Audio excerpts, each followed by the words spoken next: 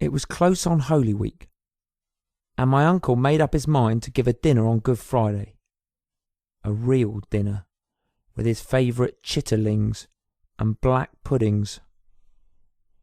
I resisted as much as I could, and said, "I shall eat meat on that day, but at home, quite by myself. Your manifestation, as you call it, is an idiotic idea. Why should you manifest? What does it matter to you if people do not eat any meat?" But my uncle would not be persuaded. He asked 3 of his friends to dine with him at one of the best restaurants in the town. And as he was going to pay the bill, I had certainty after all. No scruples about manifesting.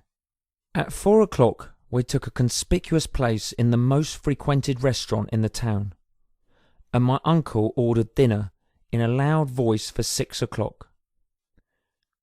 We sat down punctually, and at 10 o'clock we had not yet finished. 5 of us had drunk 18 bottles of still wine and 4 of champagne. Then my uncle proposed what he was in the habit of calling the Archbishop's Circuit. Each man put 6 small glasses in front of him, each of them filled with a different liqueur, and they had all to be emptied at one gulp, one after another, while one of the waiters counted 20. It was very stupid, but my uncle thought it was very suitable to the occasion. At 11 o'clock he was as drunk as a fly, so we had to take him home in a cab and put him to bed, and one could easily foresee that his anti-clerical demonstration would end in a terrible fit of indigestion. As I was going back to my lodgings, being rather drunk myself, with a cheerful drunkenness, a Machiavellian idea struck me which satisfied all my sceptical instincts. I arranged my necktie, put on a look of great distress, and went and rang loudly at the old Jesuit's door. As he was deaf, he made me wait a longish while, but at length appeared at his window in a cotton nightcap and asked what I wanted. I shouted out at the top of my voice,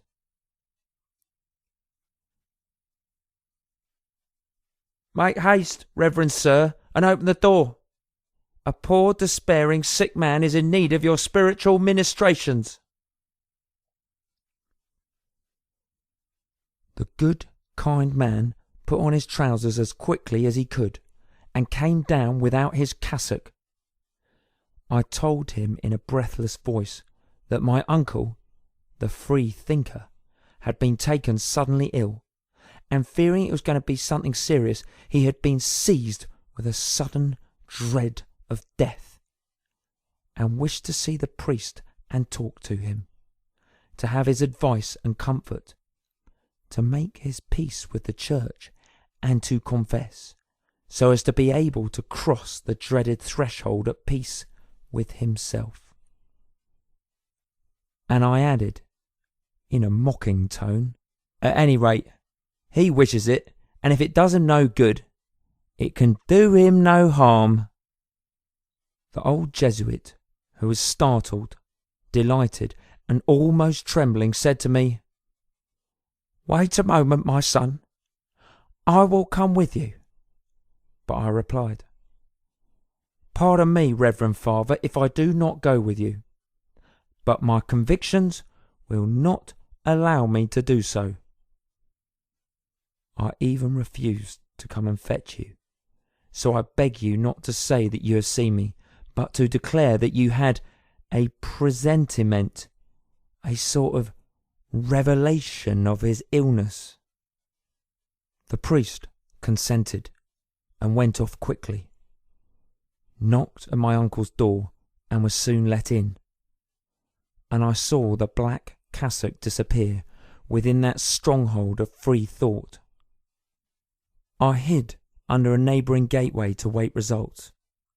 Had he been well, my uncle would have half murdered the Jesuit, but I knew that he would scarcely be able to move an arm, and I asked myself gleefully, what sort of a scene would take place between these antagonists?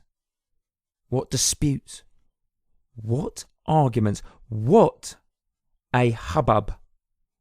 And what would be the issue of the situation, which my uncle's indignation would render still more tragic? I laughed till my sides ached, and said half aloud, "Oh, what a joke! What a joke!" Meanwhile, it was getting very cold, and I noticed that the Jesuit stayed a long time, and I thought, they're having an argument, I suppose. 1, 2, 3 hours passed, and still the Reverend Father did not come out. What had happened? Had my uncle died in a fit when he saw him? Or had he killed the cassock gentleman? Perhaps they had mutually devoured each other. This last supposition appeared very unlikely, for I fancied that my uncle was quite incapable of swallowing a grain more nourishment at that moment. At last, the day broke. I was very uneasy, and not venturing to go into the house myself, went to one of my friends who lived opposite. I woke him up, explained matters to him, much to his amusement and astonishment, and took possession of his window. At 9 o'clock he relieved me, and I got a little sleep. At 2 o'clock I, in my turn, replaced him. We were utterly astonished. At 6 o'clock the Jesuit left, with a very happy and satisfied look on his face, and we saw him go away with a quiet step. Then, timid and ashamed, I went and knocked at the door of my uncle's house.